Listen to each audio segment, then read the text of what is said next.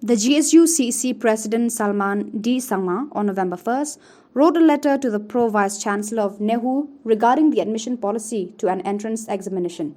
Speaking to the media persons, Salman D. Sangma said that the Department of Law on the 25th of October 2022 published a list of candidates selected in the program according to the merit under various different categories, and within 2 hours, the university suddenly tampered the first published notice. The union claimed that the selected list has been manipulated after finalizing the same.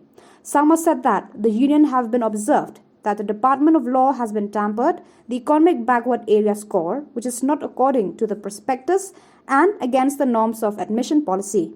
It may be mentioned that as per the prospectus, the total scores should be maximum 20th EBA.